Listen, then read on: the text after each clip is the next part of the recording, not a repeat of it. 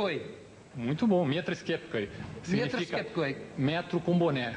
Com o boné ele consegue chegar a 1 metro. Metro com boné. É, o que a gente chama de pintor de rodapé, né? É. Ou então rodapé de bigode, se a pessoa tiver bigode, né? Rodapé de bigode. A última aí que você vai gostar aí. Tá bem atual. Ficar de nhen. Jogar jogar a conversa fora, de uma maneira que não agrade ao Fernando Henrique Cardoso. Agora pegou, né? To jabber. Aham. Trepácia. Trepácia. Não confundir com... Com trepácia. Exatamente. Ficar de nhen é trepácia. O Fernando Henrique aí, quando mandar parar de novo, né? Pode usar a palavra aí. É trepácia. Não é trepácia. Agora, trepácia já quer dizer... Pior se entenderem errado e no Congresso começarem a trepácia todo mundo também. trepácia. Agora, trepácia são duas palavras, é uma palavra só? Não, esse CA no final aí é como se fosse o nosso CE, né? SE, né? Arguir-se, bater-se, como se fosse assim, né? Alguns verbos têm que vir com isso, mesmo que eles não sejam assim. Trepácia. Trepácia. Agora, se você encontrou alguma expressão que fosse correspondente em todas as línguas? Assim, a tradução literal...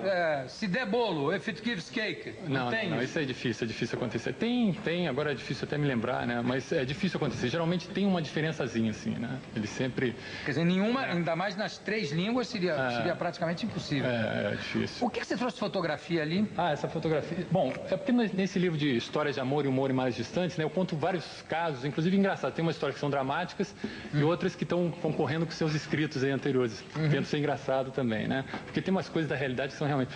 Isso aqui, eles têm um esporte que provavelmente eu fui o primeiro brasileiro a praticar, que é a natação invernal. Você sabe que no inverno os lagos lá congelam, tem aquela crosta em cima, e eles abrem um buraco no gelo e caem de calção e nadam naquela água gelada, né? Assim, Então eu fui o primeiro... Moros brasileiro, eles chamam de Moros. Moros é uma criatura do... Não. Moros é uma criatura do mar, parecido com um leão marinho.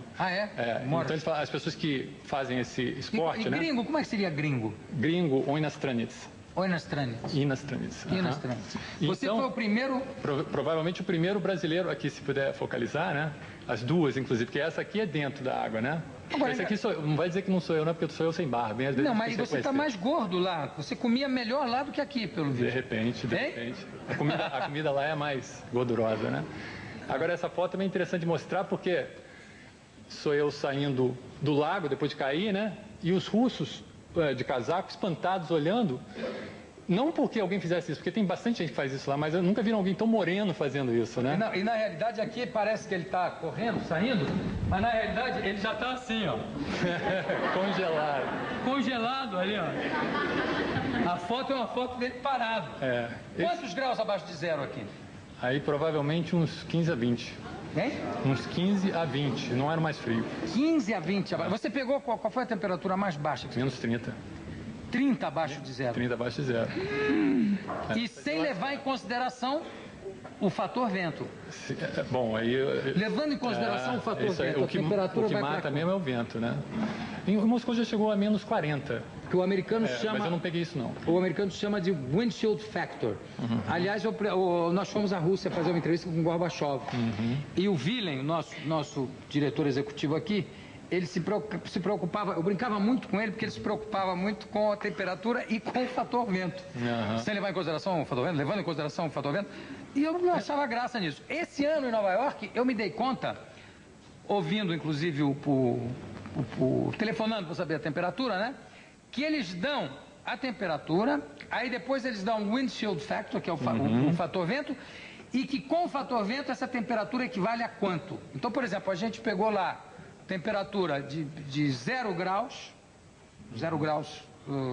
Celsius, né? E com o fator vento, esse 0 graus equivalia a menos 10 graus.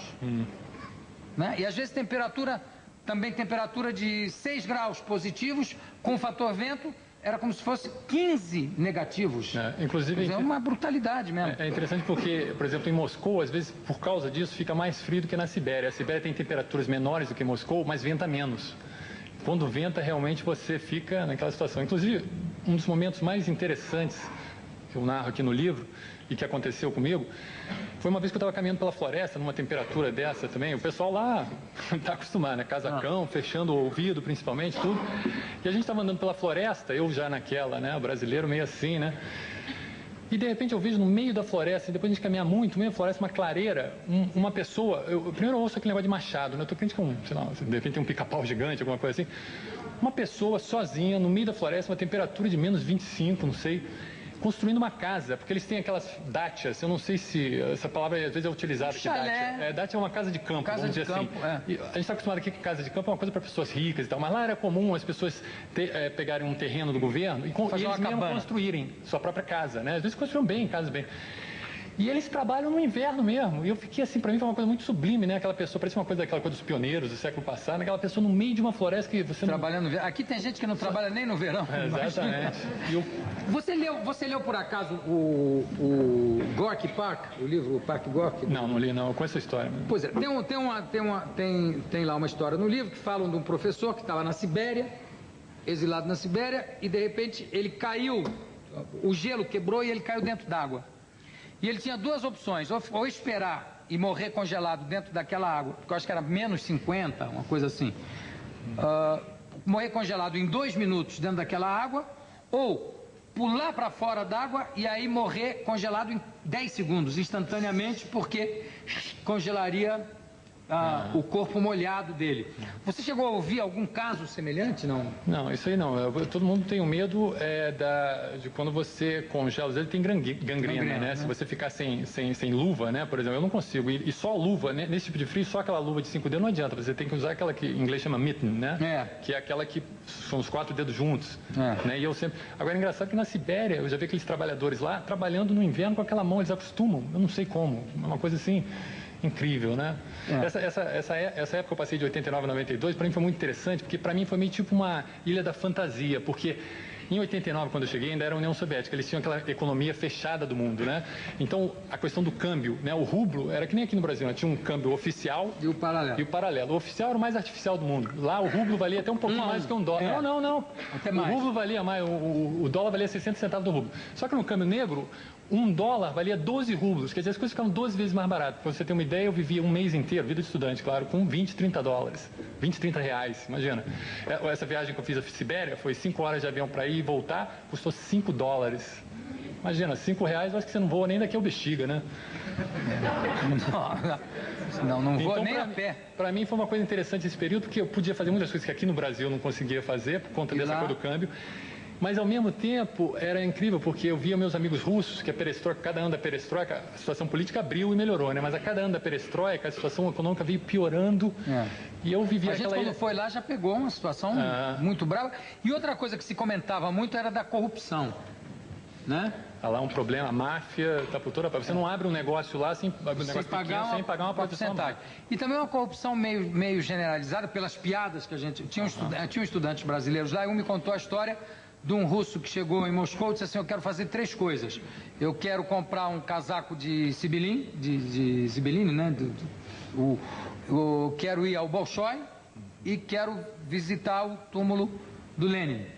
Aí o motorista que pegou ele na estação falou: o senhor não vai conseguir nunca, imagina.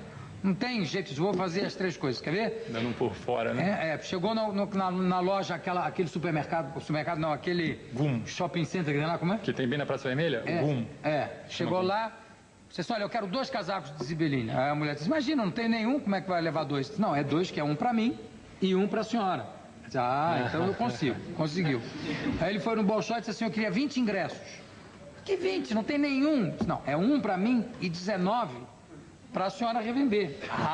Então eu tenho. Aí ele disse assim: agora, antes de eu voltar, eu quero ir visitar o túmulo de Lenin. Foi assistir o Bolshoi na saída. Aí chegou no túmulo de Lenin de noite, parou na porta ali no Kremlin, né, na Praça Vermelha. Chegaram os guardas, ele falou: eu que vim aqui para visitar o túmulo de Lenin. Imagina, está fechado durante o dia, ainda mais à noite, não há hipótese. Disse: não, mas eu queria mostrar aqui na mala do carro, eu quero mostrar que tem aqui 4 caixas de vodka que eu trouxe para vocês. Aí diz que os guardas olharam, foram confabular lá, conferenciaram. O guarda voltou e disse assim: o senhor quer ver o Lenin lá dentro ou quer que a gente traga ele aqui para fora? Isso aí. Você chegou a sentir esse tipo de... Porque nessa confusão toda econômica que estava lá, a corrupção estava, o famoso jeitinho brasileiro, acho que tomou conta, né? Virou o jeitinho russo também. Jeitinho russo? Tem um estudante muito parecido nesse aspecto, Brasil e a Rússia. Tem um estudante que contou uma história também terrível, que eles chegaram, estudantes brasileiros chegaram e na hora não tinha como distribuir pela universidade, eles iam fazer cursos nas universidades, e a mulher que distribuía pelos hotéis das universidades, pelas casas, disse assim, só amanhã. E chovia, que era um horror. Só amanhã, não tem jeito, isso aqui só amanhã. Mas onde é que a gente vai dormir? Dorme aí mesmo, fora. Não tem... Aí um dos rapazes que já tinha instalado disse assim, peraí, alguém trouxe alguma coisa aqui de comida? Aí um dos rapazes falou assim, eu trouxe uns bombons. Trouxe, que bombom? Não, trouxe sonho de valsa. Me dá aqui 3 sonhos de valsa. Pegou os 3 sonhos de valsa, foi lá na mulher, botou em cima da mesa e disse assim, olha, eu tenho 3 sonhos de valsa aqui, mas precisava arranjar os hotéis hoje à noite. É possível? A mulher olhou e falou, pra já. Botou os 3 sonhos de valsa, na hora distribuiu tudo, acertou tudo. Tá acontecendo muito disso lá mesmo. Assim, é muito comum mesmo. É uma coisa que tá sendo institucionalizada. E a máfia é braba mesmo. A máfia é braba. Realmente você não consegue abrir um negócio lá sem pagar proteção à máfia, né? Eles estão tentando entrar num capitalismo, mas tem um capitalismo meio tipo Chicago dos anos 30, né? Uma coisa meio... Estão começando pelo lado mais marginal do... É uma pena, porque lá eles tinham uma sociedade com muitos problemas, né? Fechada e tal, mas tinha um lado muito bom, né? A coisa da cultura muito forte, a coisa da leitura muito forte, né? E está havendo assim, uma decadência muito grande nesse aspecto, né? Bom, eu conversei aqui com o Ângelo Segrilo. Eu posso dar só um avisozinho? Pode, claro. Tem gente me telefonando, já até de outros estados, interessado, principalmente o pessoal que estuda inglês pelo dicionário. Eu queria só falar que o dicionário é da editora Muiractã de Niterói, tá? E está sendo distribuído pela Irradiação Cultural, Brasilivros e pela própria Muiractã, editora Muiractã de Niterói, tá? Porque tem gente que em outros estados não está sabendo como, é só avisar na livraria, tá? Editora Muiractã de Niterói. Distribuidoras Brasilivros e Radiação Cultural ou a própria editora Muiractã. E tem também o livro Histórias de Amor e Humor em Mares Distantes, tá? E aqui na capa do dicionário está escrito cool, um barato, e em russo como é que é? Tenta aí, Jô, você estava ótimo na pronúncia aí, vamos ver se você consegue. Dropobo. Não, melou no final do Zdorova. Mas também está escrito Zdorova. Em cirílico, Zdorova. Zdorova. Cool, um barato. Zdorova. Muito obrigado pela presença do Ângelo aqui, muito obrigado pela sua presença. E conforme prometido, a gente termina a noite com a volta aqui do pessoal da companhia do pagode para ralar na boquinha da garrafa. A todos vocês, muito obrigado. A vocês em casa, obrigadíssimo. Muito obrigado, Ângelo. Beijo do gordo, canja do Jô.